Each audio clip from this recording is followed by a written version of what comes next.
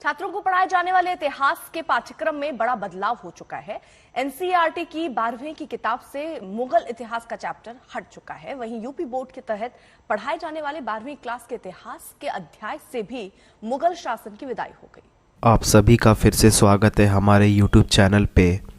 आज हम एक बहुत ही दिलचस्प टॉपिक पर बात करने जा रहे हैं, जिसका नाम है the rise and the fall of the Mughal empire.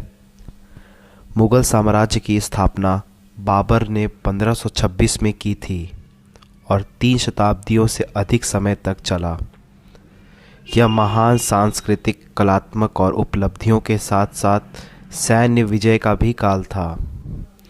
हालांकि साम्राज्य को काफ़ी संघर्ष और चुनौतियों का भी सामना करना पड़ा, जो आगे जाके इसकी डूबने का भी कारण बना। इस वीडियो में हम मुगल साम्राज्य के इतिहास, उसके शासकों, उनकी उपलब्धियों और योगदानों के साथ साथ प्रमुख घटनाओं के बारे में जानेंगे। तो समय को ज़्यादा वेस्ट नहीं करते हैं और वीडियो को शुरू करते हैं। फैक्ट नंबर 1, मुगल साम्राज्य की स्थापना बाबर ने की थी, जिसने 1526 में भारत पर आक्रमण किया और पानीपत की लड़ाई में दिल्ली के सुल्तान को हराया।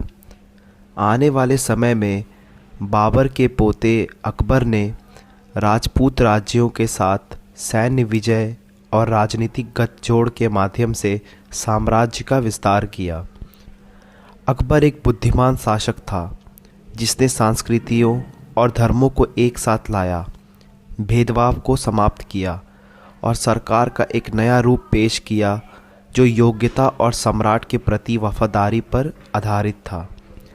वह कला और वास्तुकला में भी बहुत मानता था, जैसे कि प्रतिष्ठित लाल किले और ताजमहल में देखा जाता है। फैक्ट नंबर 2, अकबर के शासन के समय मुगल साम्राज्य अपनी ऊंचाइयों पर पहुंच गया था। जहांगीर, शाहजहां और औरंगजेब सभी शक्तिशाली शासक थे, जिन्होंने साम्राज्य का और विस्तार किया और सांस्कृतिक, कलात्मक और आर्थिक समृद्धि का विकास किया। मुगल दरबार सीखने, कविता, संगीत और चित्रकला का केंद्र था और दुनिया भर के प्रतिभाशाली कलाकारों और विद्वानों का आकर्षित करता था।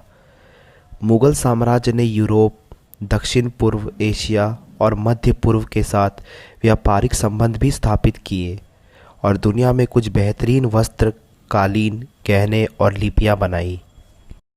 फैक्ट नंबर 3, मुगल साम्राज्य का पतन। हालांकि मुगल साम्राज्य को कई चुनौतियों का भी सामना करना पड़ा, जिसने उसकी शक्ति और स्थिरता को कमज़ोर कर दिया।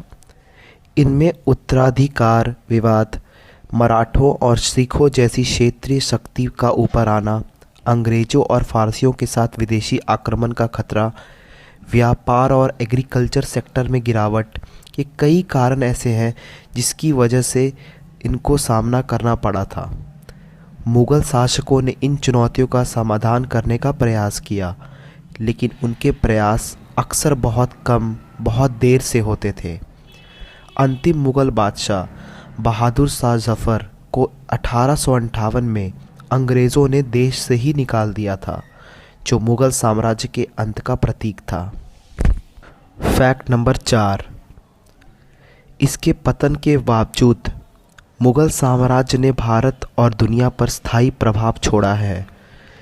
इसकी सांस्कृतिक उपलब्धियों जैसे कि उर्दू भाषा, मुगल चित्रकला शैली और भारतीय शास्त्रीय संगीत हमें प्रेरित और समृद्ध करता है। कुतुब मीनार, हुमायूं का मकबरा और फतेहपुर सिकरी जैसी आर्किटेक्चर के चमत्कार आज भी दुनिया भर के लोगों को आकर्षित करता है। हम आशा करते हैं कि आपने समय के साथ इस यात्रा का भी आनंद लिया होगा और भारतीय इतिहास के इस उल्लेखनीय काल के बारे में कुछ नया सीखा होगा। ऐसी ही कहानी जानने के लिए हमारे चैनल को लाइक, शेयर और सब्सक्राइब करना ना भूलें। देखने के लिए धन्यवाद।